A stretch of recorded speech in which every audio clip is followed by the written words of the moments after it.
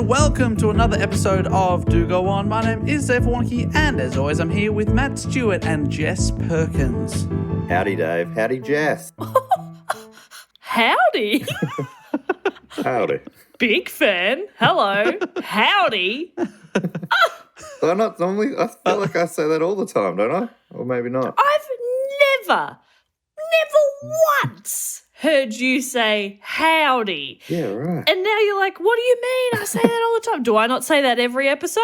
No. Oh, okay. I thought that's just how I talked. Oh, I love it. And I encourage it. I don't usually wear that cowboy hat either, but, you know, it looks good on you. It Thank you works. so much. Now, howdy partner Matt, can you explain to possible new listeners how this show works? Darn tootin'. All right, I'll mosey on over here and have a little explain. In the saloon bar. Yeah, I'll have a whiskey, thanks. And while you're putting that together, I'll let them know that, well, normally one of the three of us goes away and we research a topic that has been suggested by the listeners, and then we bring it back, and then we tell the other two all about it, and they don't know what the topic is, and we get onto the topic with a question. This week, I'm doing the topic, so I get to ask the question. Jess and Dave don't know what the topic is, but they will soon when I ask the question. Jess and Dave, what supernatural being caused a panic in 18th and 19th century New England in the United States? Supernatural being. Okay. New England. Okay, this is before David Attenborough's time. Who else? We got... Is it like a werewolf type thing? Yes, Is that the you're very close. Oh. Werewolf, aka lichens. AKA vampires. It is vampires. Well done, Dave. Thank you very much. So today we're going to be talking about the New England vampire panic. This was suggested by Ben Ward of Southampton in the UK, Peter C. Kinsler from Wilmington, North Carolina in the USA. Quick fact about North Carolina that I learned recently. Oh, here we go. Apparently their fire engines over there are blue. They're not red. A real Shelbyville type situation. Wild. Yeah. I'd also love to shout out Sophie from Northcote, who suggested it, as did Christian Every from Victoria and Ellie Nicholas from Somerset in England. So a bunch of great suggestions there. I want to kick it off with the opening of this great article Abigail Tucker wrote for the Smithsonian. I think this is one of the key articles about this whole scenario, and it really brought people's attention to it. It's from about 9 years ago, this article, and it starts thusly. Children playing near a hillside gravel mine found the first graves. One ran home to tell his mother, who was skeptical at first, until the boy produced a skull. Because so that's like mum's going, yeah, sure, you found a grave, and the boy's holding a skull behind his back the whole time. Which hand, Mum? Left or right? As if you're not going to lead with that. Look, Mum, I found a skull. Where'd you find that? In a grave. I was playing on a gravel hill. A different time in 1990. So that's when this was. 1990 in Connecticut, in Griswold. And police initially thought the burials might be the work of a local serial killer named Michael Ross, as they taped off the area as a crime scene. But the brown decaying bones turned out to be more than a century old. The Connecticut state archaeologist Nick Bellantoni soon determined that the hillside contained a colonial-era farm cemetery. New England is full of such unmarked family plots, and the 29 burials were typical of the 1700s and early 1800s. The dead, many of them children, were laid to rest in thrifty Yankee style in simple wood coffins without jewellery or even much clothing, their arms resting by their sides or crossed over their chests. That is, except for burial number 4. Bellantoni was interested in the grave even before the excavation began. It was one of only 2 stone crypts in the cemetery, and it was partially visible from the mine face. Scraping away soil with flat-edged shovels and then brushes and bamboo sticks, the archaeologist and his team worked through several feet of earth before reaching the top of the crypt. When Bellantoni lifted the first of the large flat rocks that formed the roof, he uncovered the remains of a red painted coffin and a pair of skeletal feet. So this is the only one I think that was painted red. All the other ones were just simple wooden crypts, and they were much easier to access. This one was really buried under a lot of stone. Took a lot more effort to get to, and then when he found it, it was painted red. But it is a cemetery. It is a cemetery. It's an old school farm cemetery, so it's been covered over the years. Oh, right. I just saw that they were surprised to find bodies in a cemetery. Yeah. Oh, we found another one. It must have been a serial killer. Guys, you'll never believe it. I found another one. Oh, I think I know this one's name because it says right here who it is. Oh, I've started to figure this out a serial system. killer was organised. This serial killer would love a label maker. I think this serial killer was a Virgo. So he finds these feet, and they're in perfect anatomical position. But when he raised the next stone, Bellantoni saw that the rest of the individual had been completely rearranged. The skeleton had been beheaded, the skull and thigh bones rested atop the ribs and vertebrae, and it looked like a skull and crossbones motif or a Jolly Roger. I'd never seen anything like it, Bellantoni recalled. So they found this one grave, different from all the others, even before they open it up, and then once they open it up, the bones have all been messed with in a way that looks kind of like it's a warning or something. Yeah, something's going on here. The other skeletons in the gravel hillside were packaged for reburial, but not JB, which is what this one grave came to be known as. They think he was a 50-ish male from the 1830s, and he was known as JB because they were the initials that were spelled out in brass tacks on the coffin lid. He was shipped to the National Museum of Health and Medicine in Washington, D.C. for further study. And meanwhile, Bellantoni started networking. He invited archaeologists and historians to tour the excavation, soliciting theories. Simple vandalism seemed unlikely, as did robbery, because of the lack of valuables at the site. In the course of his far-flung research, Bellantoni placed a serendipitous phone call to Michael Bell, a Rhode Island folklorist, who had devoted much of the previous decade to studying New England vampire exhumations. The Griswold case occurred at roughly the same time as the other incidents Bell had investigated, and the setting was right. Griswold was rural, agrarian, and bordering southern Rhode Island, where multiple exhumations had occurred. Many of the other vampires, like JB, had been disinterred, grotesquely tampered with, and reburied. In light of the tales Bell told of violated corpses, even the posthumous rib fractures began to make sense. JB's accusers had likely rummaged around his chest cavity, hoping to remove and perhaps to burn his heart. Pretty full on. Wow, rummaging around is like a funny way. Almost got it. There it is. Yep. Yeah, like you're in the dark trying to find something in the back of a cupboard. Yeah. My keys, I know they're down the back of this couch somewhere. I know they're down the back of this rib cage somewhere. Yeah, this vampire Just heart. keep Where is it? rummaging. So Michael Bell started investigating vampires of the New England area in the early 1980s. In the first 30 years of his career, he documented around 80 exhumations dating from the 18th and 19th centuries, most of which took place in the regional areas of New England. He's like the preeminent expert in this sort of folklore vampire field. Fun thing to be. Tucker describes him saying he wears his hair in a sleek silver bob and he has a strong Roman nose. He favours black sweaters and leather jackets, an ensemble he can easily accentuate with dark glasses to fit in with the goth crowd if research requires it. It's an adaptable outfit. Yeah. Chuck on the sunnies.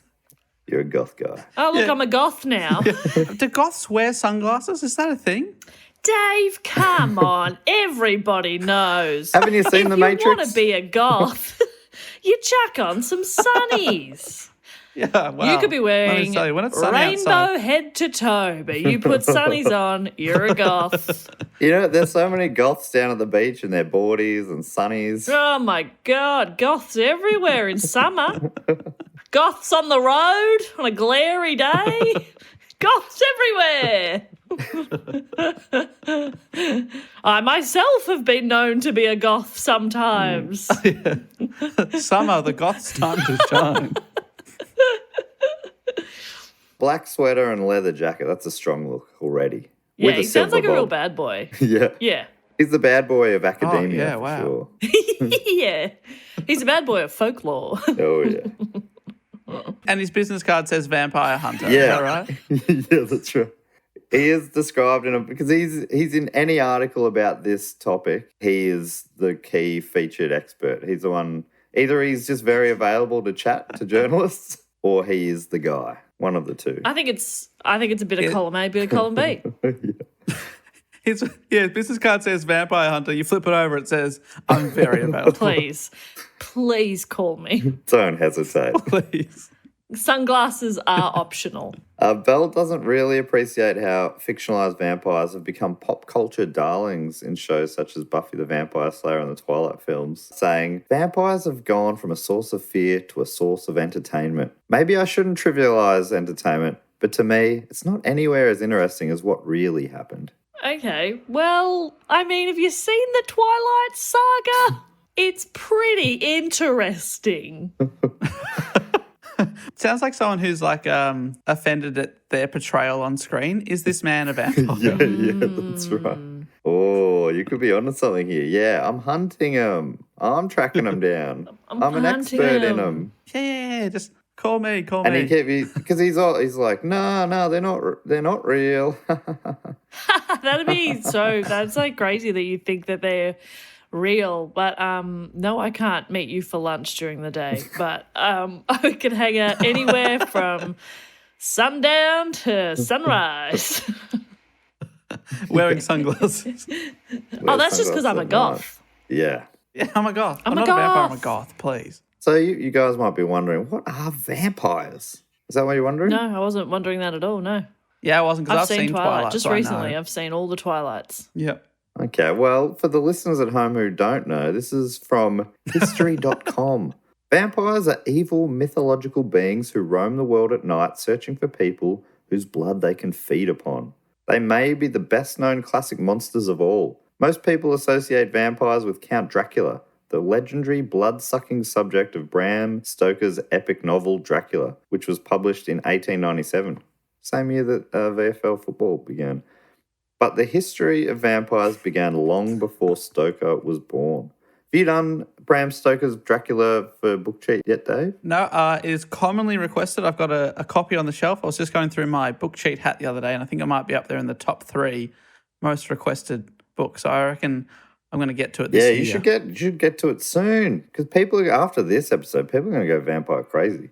They're going to feed on the blood of your book, so to speak. It's so lost control of that. A little bit, didn't I? No. You recovered. According to Becky Little, writing for National Geographic, the traits of modern-day vampires are pretty well established. They have fangs, drink human blood, and can't see themselves in mirrors. They can be warded off with garlic or killed with a stake through the heart, and some, like Dracula, are aristocrats who live in castles. Some of those things are, I think with vampires in popular culture and generally speaking, the rules change from text to text, but they're a lot of the common ones. I think sometimes they can see themselves in mirrors. And I was reading that the whole can't see them in mirrors came about because the people, trying to document them, they'd be like, I tried to take a photo, but they just don't appear in it. That's sort of like a loophole there. It's pretty fun. Little goes on, but vampires didn't start out so clearly defined. Scholars suspect that the modern conception of these Halloween monsters evolved from various traditional beliefs that were held throughout Europe. These beliefs centered around the fear that the dead, once buried, could still harm the living. And vampire-like beings have had a long and varied history. According to Alison Eldridge, writing for Britannica, creatures with vampiric characteristics have appeared at least as far back as ancient Greece, where stories were told of creatures that attacked people in their sleep and drained their bodily fluids. That's a bit vague, not blood necessarily, but bodily fluids. Sucking their piss. Oh, God. I'm going to suck this piss dry. They're sucking their piss. I mean, it's the weirdest thing, Barbara. Usually I go to bed, I've got to get up to take a piss 2-3 times, but last night I didn't have to get up at all. Once. Well, can you I believe think it? something was sucking out my Must have been piss. sucking my piss. It's the only explanation. She goes on, vampire myths. Vampire myths were especially popular in Eastern Europe, and the word vampire most likely originates from that region. Digging up bodies of suspected vampires was practiced in many cultures throughout Europe, and it is thought that the natural characteristics of decomposition, such as receding gums and the appearance of growing hair and fingernails, reinforced the belief that corpses were in fact continuing some manner of life after death. You know, that idea that your hair and fingernails keeps growing, but it's really your body is receding rather than those things growing. That sort of makes sense. That, you know, the vampires with sharp fingernails and big protruding teeth. That's just people seeing a corpse that's half decomposed and going, holy shit, I don't understand how this stuff works. The only explanation... Yeah, how its teeth so big. Yeah.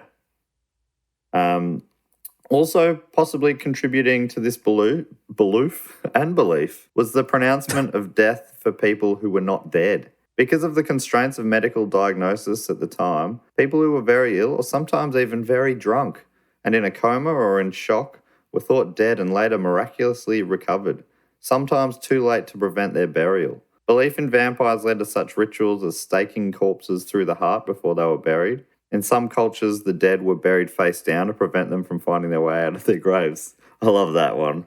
You know what'll trick a vampire? Being upside down. So they're trying to dig their way out, but they're digging their way further deep down into the ground. Got them. That's Silly pretty vampires. funny. That's interesting. That whole stake thing, I never thought about it before. I never sort of connected it, but the idea of staking them through the heart wasn't necessarily started as a thing to the moving around vampire who's coming at you. It was about a real human was buried they were worried was a vampire. They'd bang a wooden stake into them so that it sort of tethered them to the ground so they couldn't get up. And then that sort of... Oh, right. So it's like a nail. Yeah, exactly. Isn't that interesting? Wow, and gross. I never thought of that either. Yeah, because it obviously all these things have some origin, and it's a weird one to come about. You kill a vampire with a wooden stake through its heart. That's just what they would have had as a tool at the time, and they were worried that these... Yeah, like if they'd waited a couple of centuries, like they'd be handcuffing the body to the coffin. Right. And then you'd be like, all right, to take out a vampire, you got to handcuff it. You got to handcuff it. All right. According to historyextra.com, the idea of staking the undead to pin them to their grave originates as a medieval southern Slavic practice associated with vampire epidemics. In these cases, exhumed bodies were considered to be unnatural because they were undecayed, bloodied, or apparently fatter than in life, and hence not truly dead. Again, this is today usually attributed to a poor grasp of the processes of decay. Sometimes they'd be fatter because sort of gases were, growing inside them or whatever, so they look like they're bigger. But apparently, often these are natural things. Sometimes they'd move, the gases would fill up, so sometimes they'd even sit up, the corpse. They weren't sitting up when we buried them, so vampire. I think that one, even today, if I saw one without reading that, I'd be like, well, that corpse sitting up, there's something in this. That doesn't feel right. Something's a bit odd there. Something's a bit... I just can't quite put my finger on it, It doesn't seem quite right. Did he die sitting up? Was it some sort of alpine toboggan accident or something? He died doing what he loved, tobogganing into a tree. Tobogganing's fun. A fun word anyway. Fun word, fun activity. Yeah. Not often you can get the double there. Usually if it's a fun activity, not a fun word. Yeah, agreed. Yeah. Like cricket. Puzzle. Fun word, not a fun activity. Yeah. Puzzle. Yeah. Fun word, not a fun activity. Or vice versa, I'm not sure. Little writing for National Geographic continues on this theme, writing, as a corpse's skin shrinks, its teeth and fingernails can appear to have grown longer, and as internal organs break down, a dark purge fluid can leak out of the nose and mouth. People unfamiliar with this process would interpret this fluid to be blood and suspect that the corpse has been drinking it from the living. Bloody corpses weren't the only cause for suspicion. Before people understood how certain diseases spread, they sometimes imagined vampires were behind the unseen forces slowly ravaging their communities. The one constant in the evolution of vampire legend has been its close association with disease, writes Mark Collins Jenkins in his book Vampire Forensics. Trying to kill vampires or prevent them from feeding was a way for people to feel as though they had some control over disease. Because of this, vampire scares tended to coincide with outbreaks of the plague. In 2006, archaeologists unearthed a 16th century skull in Venice, Italy, that had been buried among plague victims with a brick in its mouth.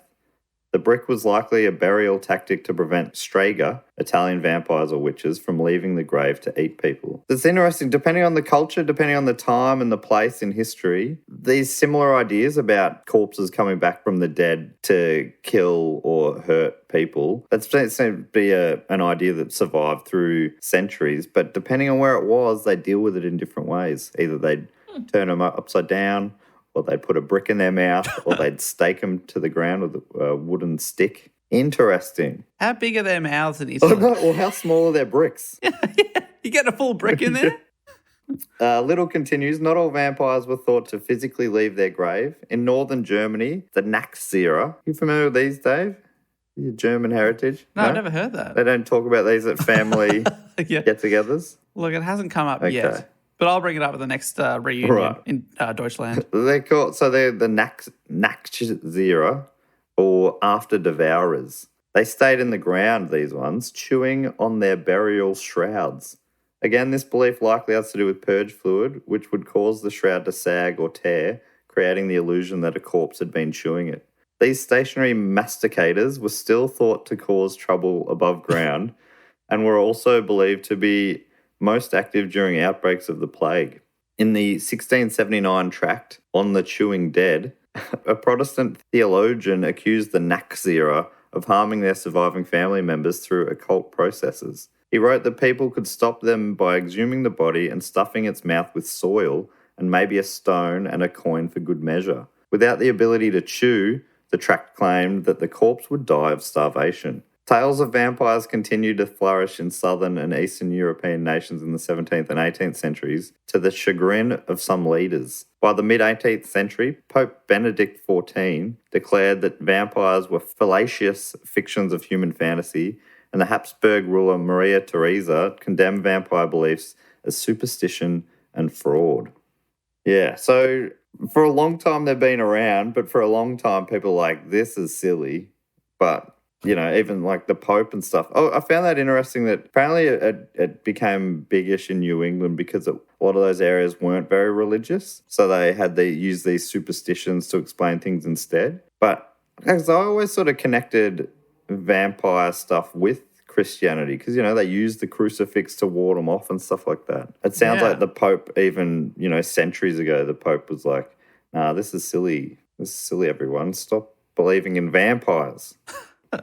Yeah, it was interesting that the way the German guy would stop the Nachzehrers by filling their mouth with soil. It's pretty clever.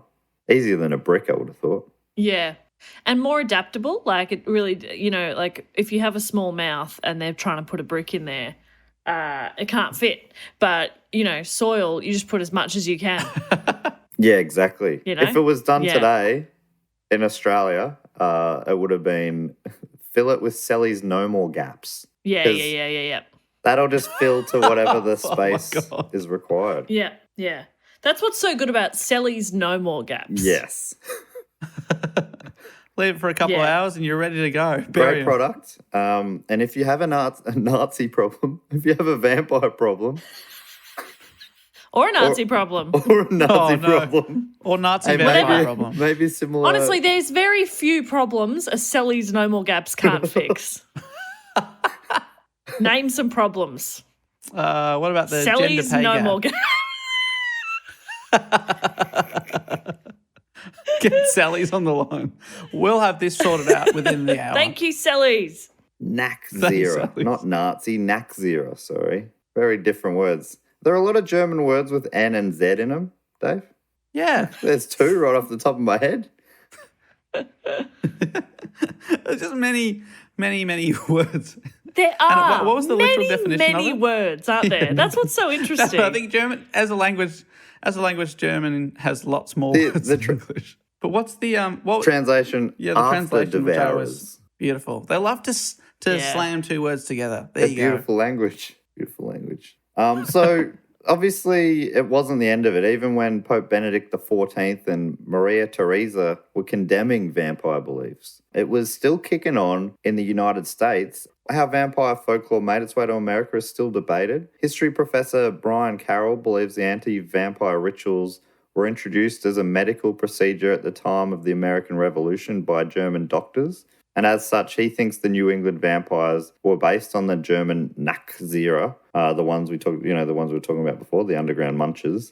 But our man Michael Bell disagrees. According to Little, he believes anti-vampire practices in New England came from many places, and that the suspected New England vampires were actually more akin to Romanian vampires than the Nackzieher.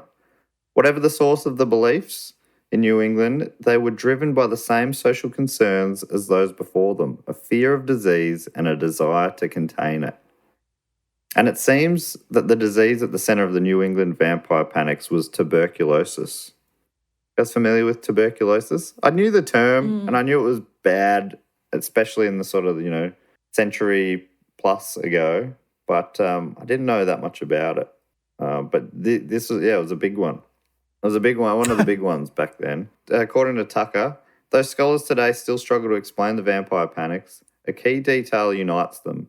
The public hysteria was almost invariably in the midst of savage tuberculosis outbreaks. Indeed, the medical museum's tests ultimately revealed that JB had suffered from tuberculosis or a lung disease very like it. Remember JB, the skull and crossbones corpse from earlier? Yeah, so it sounds like... It's amazing that they can figure that out from bones from 150 odd years earlier. Yeah. So you may be wondering, what is tuberculosis? Well, it's a disease caused by bacteria that usually attacks the lungs. It was the leading cause of death in the US back in those times. Also known as consumption, it began to poison New England in the 1730s, and by the 1800s, according to Rhode Island Monthly, the highly contagious epidemic was to blame for nearly 25% of all deaths in the Northeast.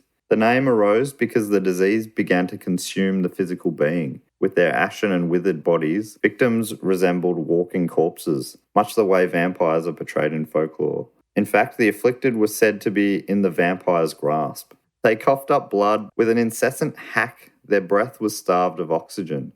It felt as if someone was sitting on their chest. To healthier family members, it appeared that someone was sucking the blood from their loved ones. Until a drug treatment was available in the 1940s, the diagnosis was a death sentence. The quack doctors would say they could cure it, Bell notes, while the honest ones declared it's in the hands of God. These dubious doctors were primarily Slavic and German immigrants who touted a remedy from Eastern Europe. Some were astrologers or herbalists. They were showmen who went from town to town, Bell explains. In the early days, few people were educated, so medical advice was not scientific. It was a roll of the dice.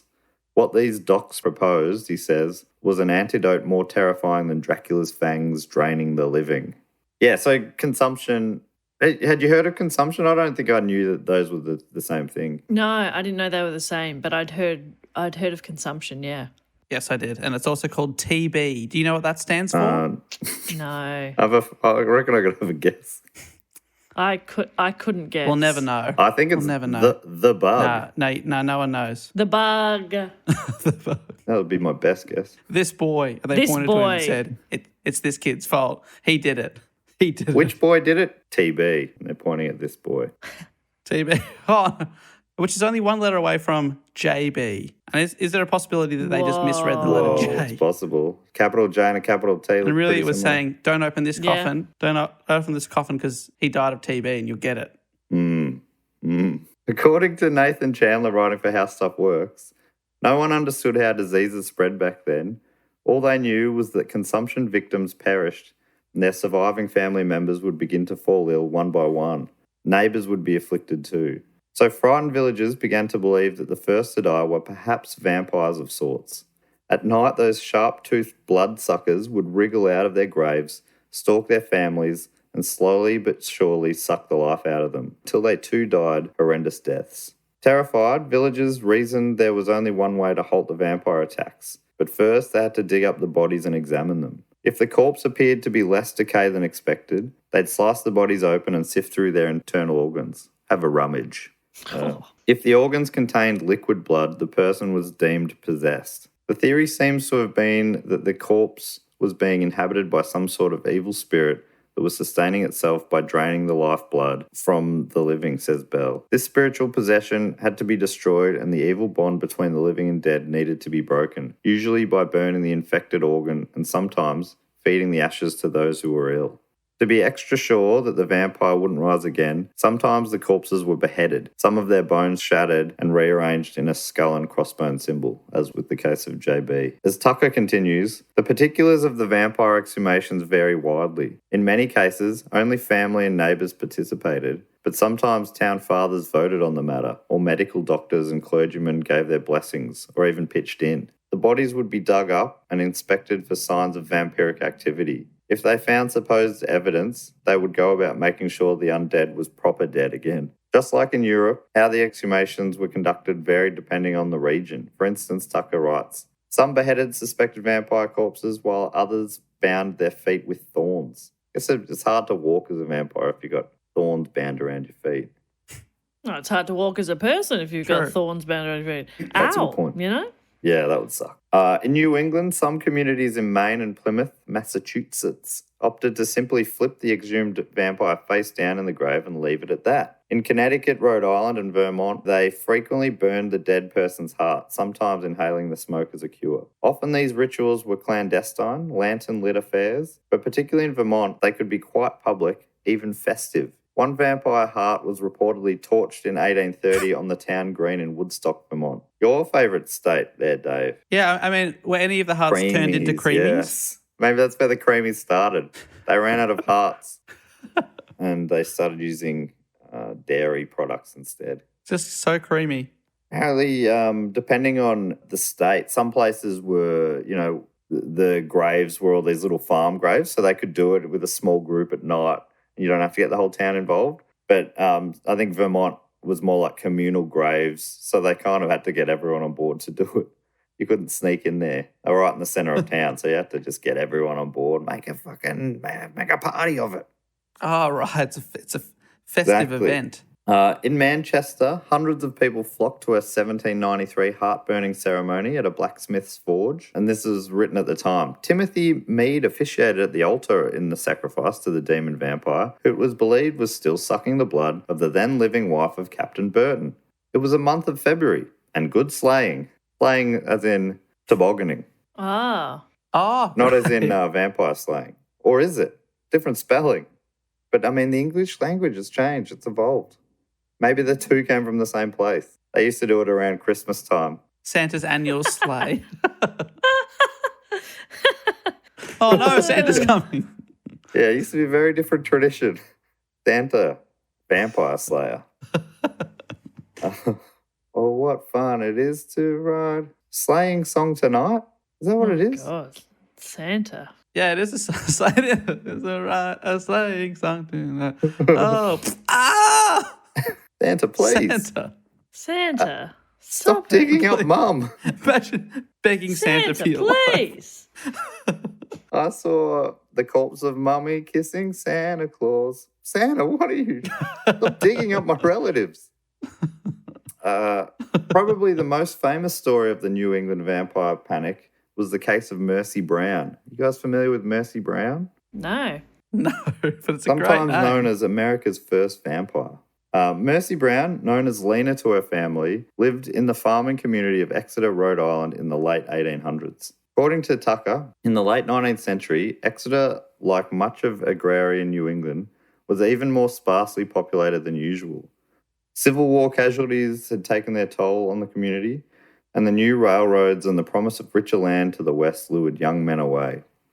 By 1892, the year Lena died, Exeter's population had dipped to just 961 from a high of more than 2,500 in 1820. And tuberculosis was harrying the remaining families. People dreaded the disease without understanding it. Though Robert Koch had identified the tuberculosis bacterium in 1882, news of the discovery did not penetrate rural areas for some time, and even if it had, drug treatments wouldn't become available till the 1940s. So it was known. They'd figured out exactly what tuberculosis was at this point. But even still, some areas were still thinking, nah, it's vampires. either they hadn't heard or they didn't understand the medical discovery, I guess. 19th century cures included drinking brown sugar dissolved in water and frequent horseback riding. I mean, that cures anything, doesn't it?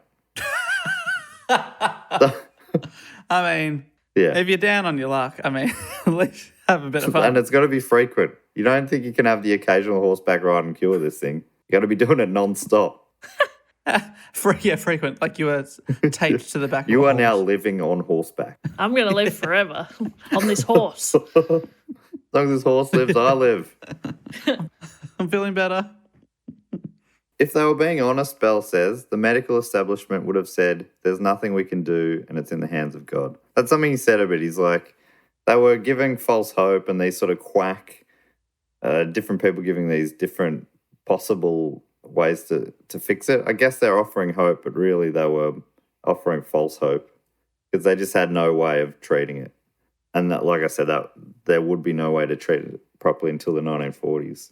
The Brown family, living on the eastern edge of town, began to succumb to the disease in December 1882. Lena's mother, Mary Eliza, was the first. Lena's sister, Mary Olive, a 20-year-old dressmaker, died the next year. A tender obituary from a local newspaper hints at what she endured, writing, "The last few hours she lived was of great suffering, yet her faith was firm and she was ready for the change." The whole town turned out for her funeral.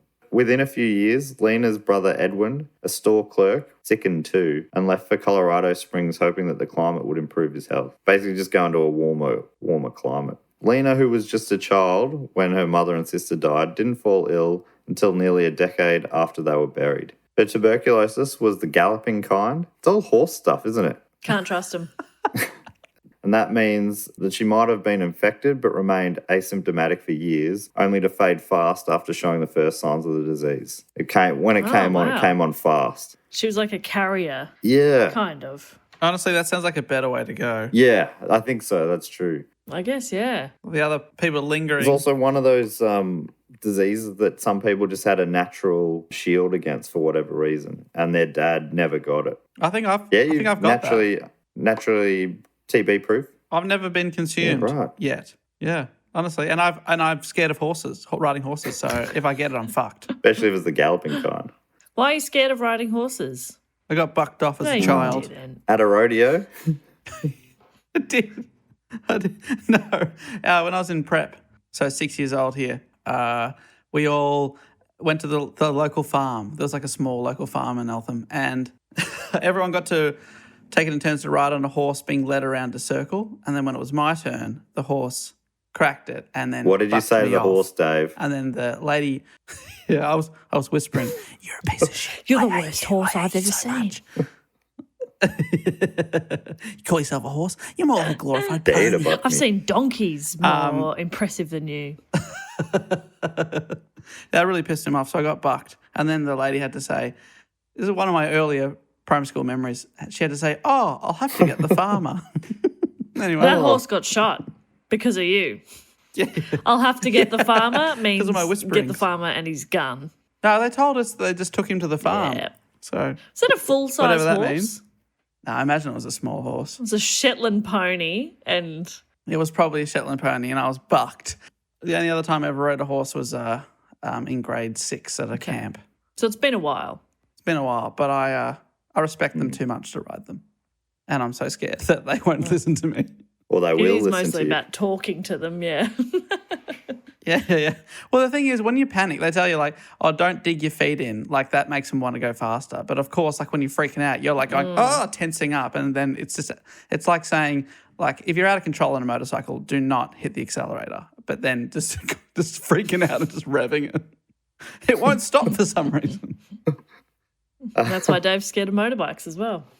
Yeah, that's right. Bucked off. So Mercy / Lena Brown, she had the galloping kind of consumption, or TB, and a doctor attended her in her last illness, the newspaper said, and informed her father that further medical aid was useless. So they told him straight at this point, and she died. Who told her? Sorry, a doctor. Oh, sorry. I thought you said it. Sorry, you were talking about quoting from a newspaper. I thought you said a newspaper visited and said, "Look, Oh, no. She's got no hope. No. That was what the newspaper wrote at the time. They're listening to the local tabloid. The town doctor seemed to be one of those science doctors who knew what was going on with tuberculosis. So she died. She was 19. Her January 1892 obituary was much terser than her sister's, writing, Miss Lena Brown, who was suffering from consumption, died Sunday morning. It was a lot colder. Oh, yeah. Maybe because they think they're writing about a vampire at this point. Maybe.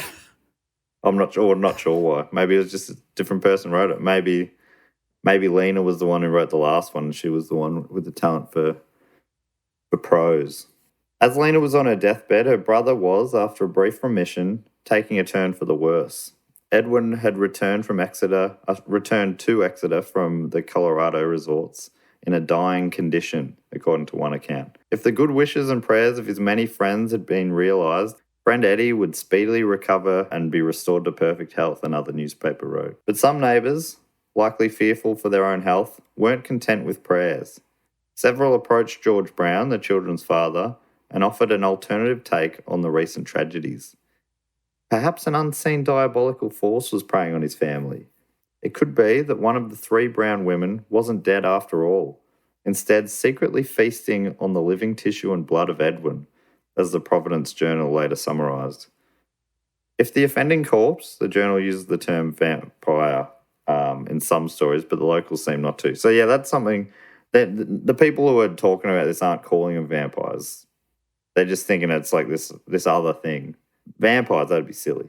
But they're treating them like vampires, and it's just easy to talk about it in that way now, I guess. I got to say, this is not that long ago. Yeah, that's the wild thing, isn't it? Like George Brown. It's not that long. George Brown lived until 1922. My grandparents were kids then, or, just been born.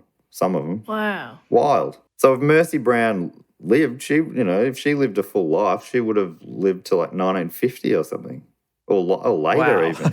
Isn't that hectic? So this is what they were saying. The locals are going, we find the offending corpse, we destroy it, then Edwin, the brother, he'll recover. The neighbours asked to exhume the bodies in order to check for fresh blood in their hearts. George Brown gave permission, and on the morning of March 17th, 1892, a party of men dug up the bodies as the family doctor and a journal correspondent looked on.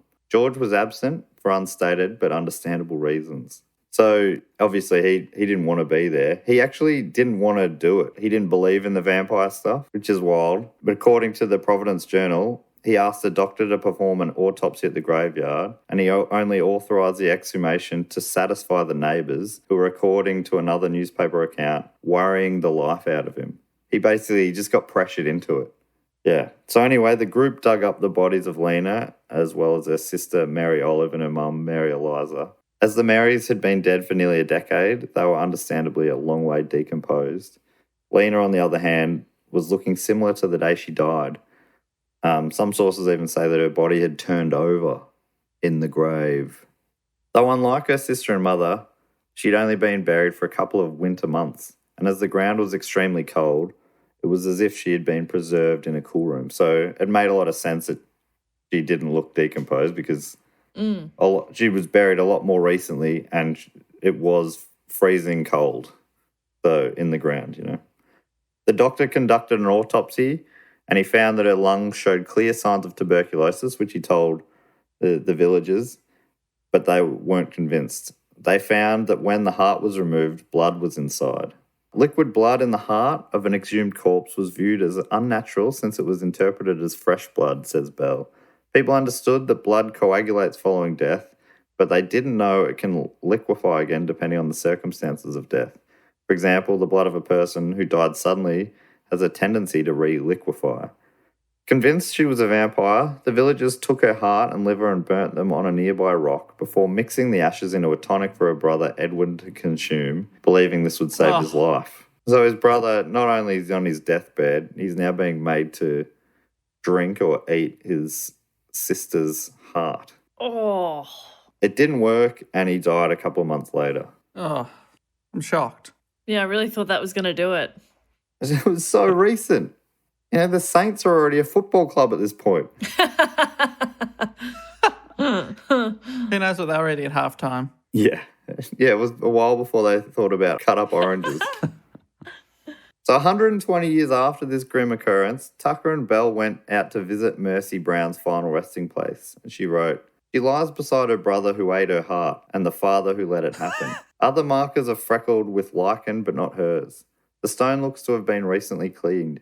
It has been stolen over the years, and now an iron strap anchors it to the earth. People have scratched their names into the granite. They leave offerings, plastic vampire teeth, cough drops. Once there was a note that said, 'You go, girl.' Today, there's a bunch of trampled daisies and a dangling butterfly charm on a chain." People still believe that she was a vampire. You know, there's still this, that's why some people visit. And they notice that hers is the only grave where the grass doesn't grow. And they're like, that's proof. And Belle's like, nah, that's just because that's the only grave everyone's visiting and they're walking on top of it, so grass isn't able to grow there. Walk all over it. Yeah. Tucker finished her story on Mercy Lena Brown, writing, "Lena hasn't left entirely.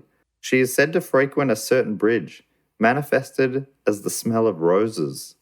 Isn't that fun? If people see you as a ghost, but they don't see you, they smell you. And they don't smell you, they smell roses. There she is. It has nothing to do with the fact that roses are nearby. Yeah, they don't. The bridge is over a rose field. But that's got nothing to do with it. She still appears in children's books and paranormal television specials. She murmurs in the cemetery, say those who leave tape recorders there to capture her voice. She is rumoured to visit the terminally ill and to tell them that dying isn't so bad, which is nice. It's a nice way to use, that's, you hear of hauntings, but if you're haunting people to say, "Hey, death isn't so bad," that's kind of nice. Yeah, if you're doing it to comfort the dying, that's all right. Yeah. You'd freak out, though. Death ain't so bad. Join us. Yeah, that's true. Oh, no. That is true. Don't worry, darling. It's not so bad over here. You're going to eat that bit of jelly. Ghosts love jelly. That you said before that they leave cough drops at a graveside. I guess because you cough so much during tuberculosis, but it's like, leave some fucking antibiotics for God's sake. Yeah, that's right. Help us out. Yeah, come on. Yeah, that's funny, isn't it? It's interesting that people are leaving tape recorders out and hearing, why wouldn't she, if she was there, she'd probably say words. Murmuring. She sort of murmurs. Almost sounds like the wind. Yeah. I don't know how she does it. Yeah, she sounds a bit like a goat. There is a goat that lives nearby, but I think that's coincidental. It's all coincidental. Her story lives on in many other ways. She's referenced a lot in pop culture, including in previous topic H.P. Lovecraft's The Shunned House. Lovecraft himself was born in Rhode Island in the late 1800s, so he was living in Rhode Island when this happened as a young child. Wow. But these stories, I guess, would have been, swirling around somewhat. It's interesting because at the time, this area is right near, a lot of intellectuals would go around there to Newport nearby for summer holidays. And this is intellectual times. It's so strange that nearby, just down the road, people are digging up what they think are vampires while the great minds of the era are drinking shandies by the beach. Is that what intellectuals do? Big shandy drinkers. Oh, yeah. So I've heard.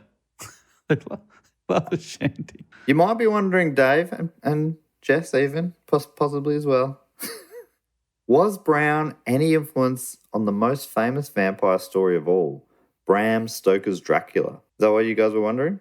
I was personally wondering that a lot. Yeah. Jess, to a lesser extent? To a lesser extent, yes. I was thinking about it, but also thinking about cheese. So yeah. Oh man. I was mainly thinking about cheese too, yeah. Well, the answer to your question is maybe. A clipping of an 1896 The answer article. is I don't know. I didn't look into that. Why'd you ask? Yeah, stop bugging me. So a clipping from an 1896 article about Mercy Brown was later found amongst Stoker's things. Stoker was touring America that year as a theatre company's stage manager, and his Gothic masterpiece, Dracula, was published the following year in 1897. According to Tucker, Some scholars have said that there wasn't enough time for the news accounts to have influenced the Dracula manuscript. Yet others see Lena in the character of Lucy, her name being a very tempting amalgam of Lena and Mercy. A consumptive-seeming teenage girl turned vampire who is exhumed in one of the novel's most memorable scenes. Fascinatingly, a medical doctor presides over Lucy's disinterment, just as one oversaw Lena's. So there's definitely parallels there, and he definitely knew about the case because it was found that he had a clipping of a news article about it. Whether or not there was time for him to write that into the book or not, people disagree. I did see somewhere else someone said that he was actually touring the year that it happened, so which was about 5 years earlier, which would have given him heaps of time to write it into the story and be influenced by it. But I think either way, that makes sense. He could rewrite something even if it was a year out, surely. How long does it take to rewrite? Yeah, for me, minutes. And I've written quite a few Gothic masterpieces. With sunglasses on, obviously. Very hard to see the page with sunglasses on. Interestingly, Stoker is thought to have found inspiration in 2 other historical figures that we've done previous reports on, including Vlad the Impaler and the Blood Countess. They were episodes 107 and 155 if you're interested. According to Little, vampire panics died down in the 20th century as these fictional monsters replaced folk beliefs, and also medical knowledge improved. However, there was a strange resurgence in the late 1960s when Sean Manchester, the president of the British Occult Society, said that a vampire was causing people to see strange things in London's Highgate Cemetery. This story I already told back in episode 162. The show was called Unbelievable Urban Legends. So I didn't realise it, but we've done a lot of vampire-related stuff over the years. Wow. Yeah, wow, it's amazing. Are we a vampire podcast? I think we might be a vampire podcast. Bloody hell. Is there a category for that on iTunes? There should be. Yeah, we're top of the vampire charts. Imagine if we weren't. Yeah, that'd suck. So anyway, that's basically the end of this report. But I did want to finish with a possible fun fact for new listeners. For some reason, only Jess is allowed to decide if a fact is fun or not. Can't remember why that is. Because I'm the only one who can. It's my cross to bear. Yeah, that's right. You write a thesis on that, Matt, and you get to be the expert. Yeah. That's You're a like, fair oh, point. for some reason. But anytime you're like, is that fun? You're not sure. I know. But every time there's a vampire panic, that bloke turns up. Every time there's a fun fact, our Jess Perkins turns up. Yeah. She's just, in all the docos, all the articles, they reference her on fun facts. Yeah, that's on my business card. Fun factologist. Very available. I'm very available. All right, so let me know, Jess, what do you think about this one? This comes from a Live Science article written by Benjamin Radford. I assume live science could be live science. It's one of those words. It's about how to find a vampire. So this is what you need according to Benjamin Radford's research. According to one Romanian legend, you'll need a 7-year-old boy and a white horse. The boy should be dressed in white, placed upon the horse, and the pair set loose in a graveyard at midday. Watch the horse wander around, and whichever grave is nearest when it finally stops is a vampire's grave. Do you think that's what happened when I was in prep? Yeah. They put me on the back of that horse, and then I was bucked off because they found a vampire. Yeah, that's the only explanation. Right here, get him off. Just wherever the horse stops. Yeah, where the horse stops. That's dumb. You really hope that your loved ones haven't dropped a bouquet of delicious flowers on your grave. Yeah. Or some apples. Yeah. It would make sense why Brown's grave has no grass on it, though. The horse keeps stopping there. Oh, that makes sense, Dave. Just saying. Holy shit. Holy shit, you've cracked this case wide open, Dave. So that is the end of my report on the New England vampire panic. Love that. And was that a fun fact? Yes, we didn't get a ruling. That's pretty. I don't know if I'm allowed to claim a new category because I've got boring facts, but to me that's a funny fact. I was going to say it is funny. It's funny. Which I guess, half of the word funny is fun. Huh? So, all right, I'll allow it. It's a fun Half fact. a fun fact. Right. We did it. That's a great tale there, Matt. It is amazing that multiple reports of ours have crossed over. Yeah. And something that a lot of people mentioned was that, it wasn't far from the area of the Salem witch trials, but it was a couple of 100 years later. It's that Mercy Brown story. Amazing that such things were still happening. Although someone did mention, I think our man Michael Bell said, one of the key differences was at least this time they were only accusing dead people, whereas in the witch trials they were killing people for being witches. So it wasn't as full on, I guess. That's arguably worse, arguably. Yeah. But yeah, fascinating. Fascinating stuff. Very much so. All right, well, now it's time for everyone's favourite section of the show where we thank a few of our supporters. And you can become a supporter by going to patreon.com/dogoonpod or dogoonpod.com. And there's a bunch of different levels, all sorts of different rewards. You get bonus episodes, you get to vote on topics. Like this week's episode was voted on. I should say it was so close. It won by one vote against another topic, which I'll have to put up for another vote. And I'm talking like hundreds of votes. Whoa. And it came down to a margin of one. So, yeah, one of the big rewards you can get is on the Sydney Scheinberg Deluxe Memorial Edition level, rest in peace. You get to give us a fact, a quote, or a question. This section has a little bit of a jingle that goes something like this. Fact, quote, or question. Ding. He always remembers the ding. And so, yeah, you sign up on that Sydney Scheinberg level. You give us a fact, a quote, or a question. You also get to give yourself a title, and I read 4 of them out. I read them out for the first time on the show, so we all get to live, learn, and laugh together. This first one comes from Soph Waldron, and Soph has given herself the title Photographer of Live Shows Long Past. Soph is, I think Soph must have been to more live shows than anyone else. I think it's the world record is held. Absolutely. Because she's been to like nearly every Australian one we've ever done. And didn't we see her in England or somewhere? Yeah, in London, I believe. So that's how she got that title. And Sophie's given us a quote. Here it is. I'm currently reading John Green's The Anthropocene Reviewed. Highly recommend it, by the way. And in it, he quoted a poem by Paige Lewis that I can't get out of my head. Here is that quote. I feel as if I'm on the moon listening to the air hiss out of my spacesuit, and I can't find the hole. I'm the vice president of Panic, and the president is missing. John explained that he loved it because it gave voice and form to the anxiety that dominates so much of his life, and I can't help but agree. That's great, Soph. Love that. Should I try and read it again more fluidly? I feel as if I'm on the moon listening to the air hiss out of my spacesuit, and I can't find the hole. I'm the vice president of Panic, and the president is missing. That is really great. I love it. Yeah, I like that. And it reminds me of one of my favourite Troy McClure movies. The president's neck is missing. That's good stuff. Thank you so much, Soph. The next one comes from Tom Goodall, who's given himself the title of Fact Checker in Chief, Who Knew It with Matt Stewart.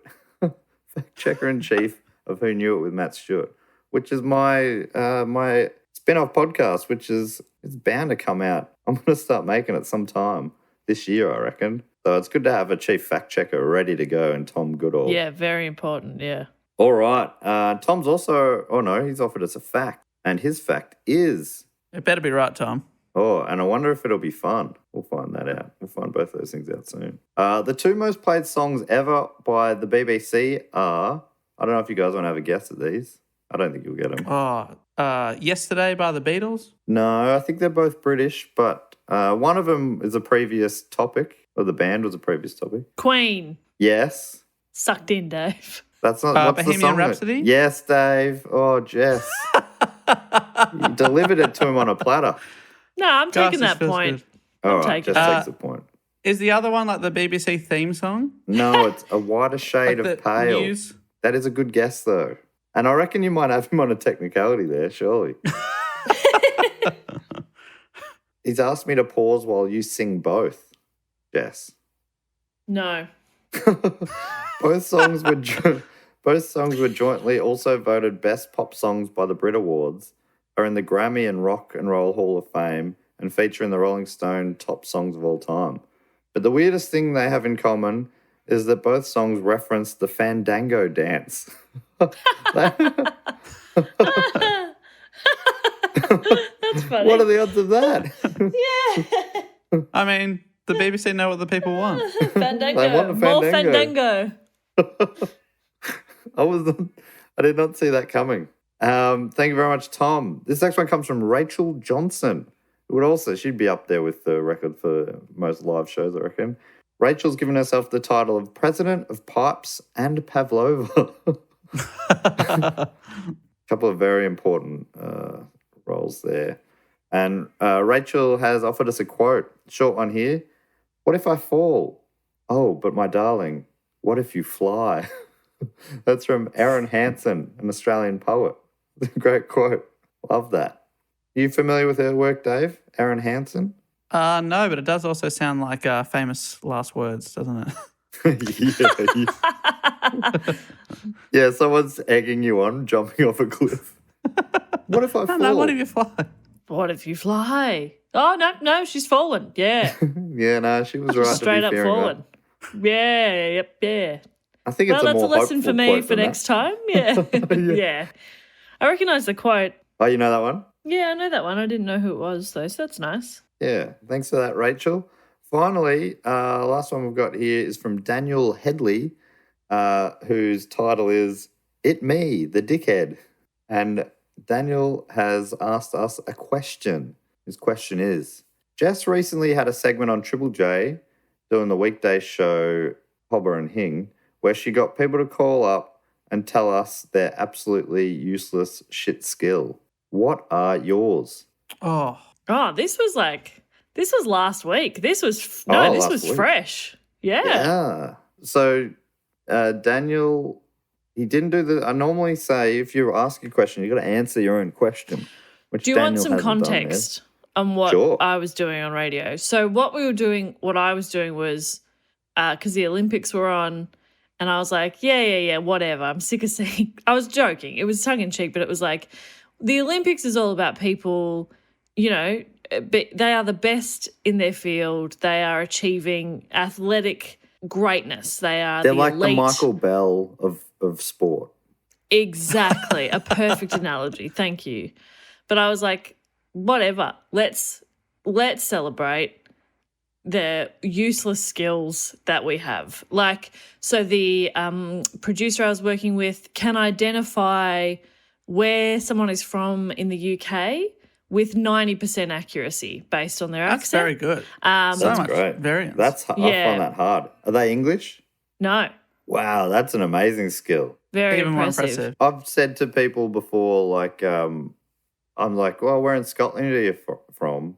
And they've been from Newcastle or vice versa. And it's always embarrassing and I don't even guess anymore. If you're asking a Scottish person whereabouts in England they're from, that is a faux pas. They do not like that. That's not going to go well. I'm Irish. Sometimes I get Irish and Scottish confused sometimes. I normally have to really stop and think and concentrate. And these are like the big famous broad accents, let alone regional ones. So that producer, that's a great skill. Yeah. And 90% is high. Yeah. My mum can always look at leftovers and pick the perfect Tupperware container for those leftovers. She'll nail it every time. It's those kind of like useless skills. I'm pretty good at catching things in my mouth, Skittles specifically. Yeah. That's a good party trick. Yeah. And from a distance as well. Like, if somebody threw From a distance, if you throw Skittles at me, I'll catch them. Impressive. So that's just some context there, if that helps. All right, Jess, what about this skill? Whenever someone's talking, a little fragment of what they've said will start my brain singing a song with a similar lyric. Like you just said from a distance, and then my head started singing, I think Bette Midler. That's a pretty shit skill. Yeah? It's pretty shit. Like, it's useless. It's useless. But you didn't say unique. It's just... No, that's great. Useless. It doesn't have to be... it doesn't have to be unique. I mean, none of the Olympians are unique, are they? There's a bunch of them there doing the same thing. Yeah, that's right. I'm actually really good at jumping over a stick. Yeah, so's like 10 of these other people and you're all going to have a crack at it. Who cares? That's a good point. So it doesn't have to be unique. Just something that's probably a bit useless. Yeah. I've got a really loud click. Oh, me too. Like, and very consistent. That's my left hand. Yeah, I can't click. Left hand, pretty useless. Right hand, I'm okay. Look at Dave go. So it's visual. Yeah, it's going to be very picking that confusing to tell who is clicking. Who was clicking? You're all very good or very mediocre. That's me. Jess and Dave's are the good ones. That's me. Both bad and slow. Yeah. The other one that I think it's faded a bit, but Alistair Tremblay-Birchall used to always get me to do this. He'd go. He found it interesting that I could remember where I was the first time I saw movies. Yeah. And he used to get me to be like, The Lion King. I'd be like, oh, my 10th birthday party. I saw it with Damon. Damon bought me a block of Cadbury hazelnut chocolate for my present. And, he stayed over that night. That sort of stuff. I love that. It's a very wholesome skill. It's cute. A wholesome skill, yeah. But I think as time goes on, my memory is fading a bit and I'm losing those memories, unfortunately. Try it. Give me an old movie. Armageddon. Haven't seen it. What? You got to see Armageddon. Oh, really? Jurassic Park. Jurassic Park. Saw it with Nicholas in Kyneton with his dad. I was back visiting Kyneton during the school holidays. I love it because we can't fact check it. That's my favorite. Yeah, that's exactly. true too. You could be making all of this up. It wasn't actually in Kyneton because I don't think Kyneton had a cinema, but I was staying in Kyneton. We went to the closest cinema there. I saw See, Jurassic the Park lies. twice. The lies unraveling. Yeah, I know. So that's the fact quoting questions section for this week. Any other ones, Jess? What was the best one that a caller in came up with? That's a good question. I can't really remember. Not one of your skills. I can't remember at all. Yeah, remembering not up there with my skills. But this is actually quite visual, so don't. I can do that thing where, and I've never met anyone else who can do that, where you put your arms out like this and then lock your arms in like this, and then. Yeah, you're right. It is quite visual, isn't it? But then you can put your head through the hole in the middle. I can put a photo up if we need to. And all you've said is where you can put your arms like this, and then you can do this, and then you turn them around like this. It's when you lock your arms and then you bring them back towards yourself, and then there's a little hole formed in between your forearms, and usually it's really quite small. And I've heard people say no one can put their head through there, but I can. What a that's useless not a shit skill. No, that's a great. Yes. That'll come in handy. And that's Someday why you'll have to escape something. Yeah. That's why I think you should vote for me. I should be the next Prime Minister. Thank you. Maybe you'll have to be reborn sometime and you'll have to get your head out of small. All right. So the other thing we like to do is thank a few of our other Patreon supporters. And Jess, you normally come up with a little game here that's related to the topic. Any thoughts on this one? Yeah, I'm struggling a bit with this one. Could give them a different mythological creature. Yeah, that's good. Yeah. Yeah. They're part of the something else panic. Yes. Yeah. It's their panic. Great. All right. Well, shall I kick us off? Yeah. All right. I'd love to thank from Rockdale in New South Wales, Beck Lehman. Beck Lehman. What about the Slug Girl panic? Slug Girl. Slug Girl. So we're not starting with any that are already known. We're just making ones up, are we? What? What do you mean? No, we're going with this is like top 5. Slug Girl. Slug Girl is probably the 5th most famous cryptid creature-y type thing. Yep. Yeah. What does a slug girl do? Slugs around. leaves like that horrible trail, and you're like, oh my god, the slug girl's been here. Look, the hallway's an absolute mess. We're gonna have to mop that. They exhume bodies to try and stop that horrible mess in hallways. Yeah, fair enough. Yeah. Imagine a full human-sized version of that. Yeah. That'd be yuck. Take up the whole hallway. I just fucking watched that last weekend. I just washed that hallway. I'd also love to thank from Inglewood in Western Australia, Bonnie Larson. What's she panicking about, Jess? The demon horse Oh, yeah. Love it. panic. Yeah. Lucifer. Yeah, yeah. Lucifer. Yeah. Demon horses with glowing eyes, and they will buck small children off them. It's like Can't that be trusted. saying, oh, she's a real demon horse in the sack. Yeah. But that's Absolutely not a good bucks thing. you off. It is not good. You will die. Thank you very much, Bonnie. And finally, from me, I'd love to thank from Hamilton Hill, also in Western Australia, Jesse Wormold. Jesse Wormold. It's got worm in the name there. Yeah. It being Jesse. Sorry, Jesse, didn't mean to it you. Jesse Wormold. I reckon Jesse was a part of the upside down cupboard panic. Oh, no. All your clothes are topsy-turvy. Yeah. And everyone, they didn't know why it was happening, but all the cupboards were upside down. Whoa. Until they buried a small set of drawers. The curse was then broken. Wow. Yeah, confusing one. But Hey, they all are. if you think about them. yeah. They're all complicated, and you know, with hindsight, we go, "Oh, how kooky!" But back then, this was 15 years ago. It was a different time. Oh my! The mid 2006, 2000s. very strange. Very strange time. Would you like to thank a few people, Jess? Yes, I would love to thank from Clinton, MA, Massachusetts. Is that right? Yeah, surely. Nah, probably not. No, There's also no, a Massachusetts. Maine possibility. MA. It is Massachusetts. It is Massachusetts. Yes, Jess, never doubt yourself. From Clinton, I would love Which to thank is in Katie. New England, right? I think. Yeah. I would love to thank Katie McEwen. Katie McEwen, the sinkhole witch, Oh, causing all those sinkholes. yeah. And Swallowing up- a witch. Yeah, yes. So there's a few things on the go there, isn't there? That's right. Bringing it back There's a lot to happening in that one. Massachusetts. Yeah. Famous history with sinkholes and witches, I believe. Yeah. Wow. How did they fix that one? They filled the sinkholes with bricks and dirt. Right. Makes Right. sense. Well, Topped wouldn't you it just off. keep making more sinkholes? Well, they topped it off with a bit of Sally's.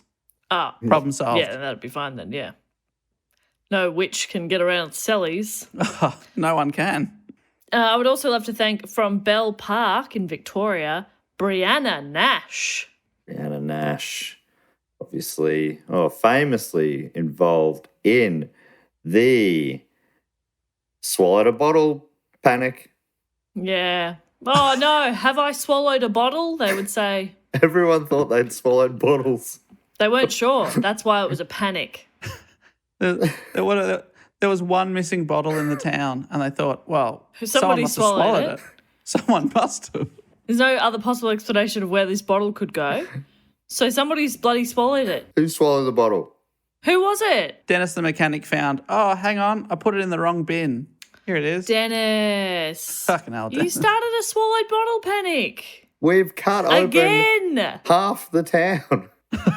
Dennis. Okay. Fucking Dennis. Dennis. So yeah, a big panic there in Bell Park. And I would also love to thank from Westfield, IN. Indiana. I want to God's say country. Indiana, yeah.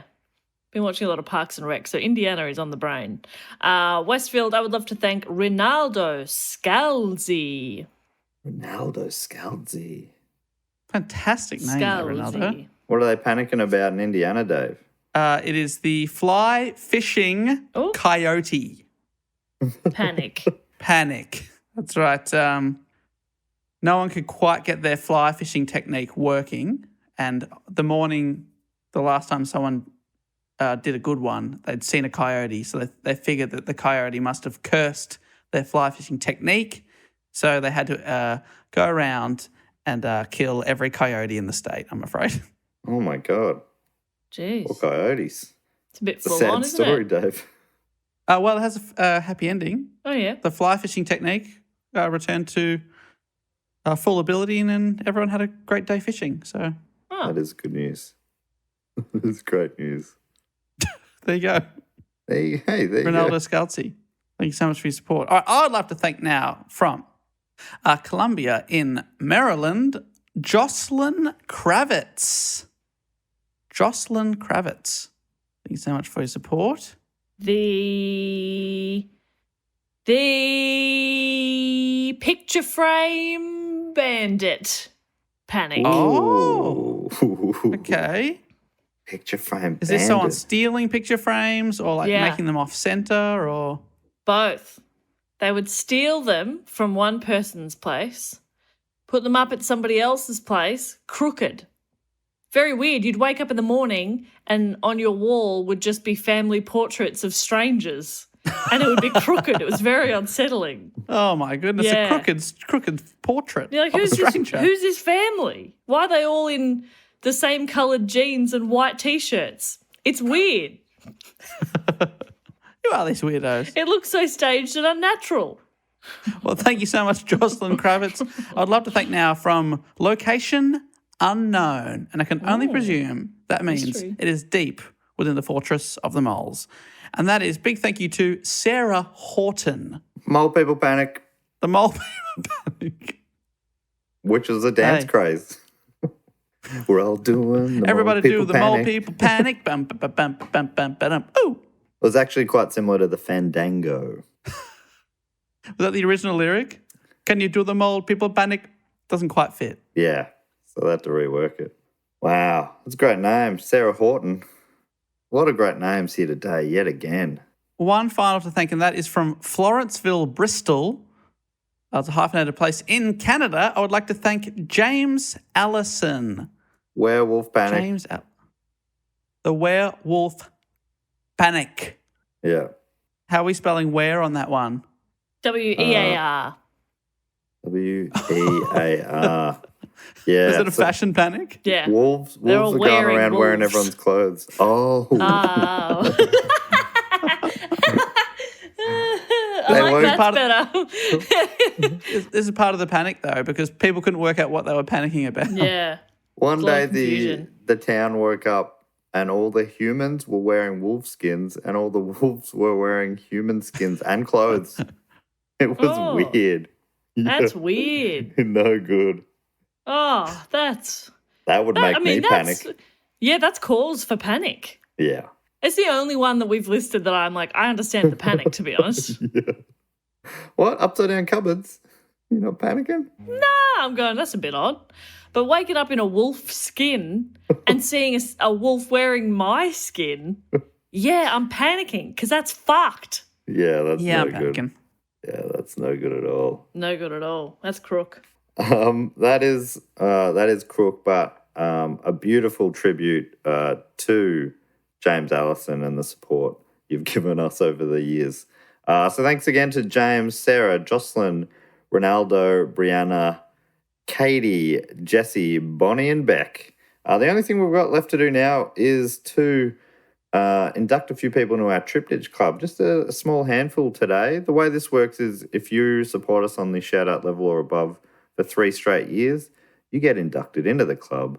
It's a beautiful space. You can always, once you're a member, you're always a member.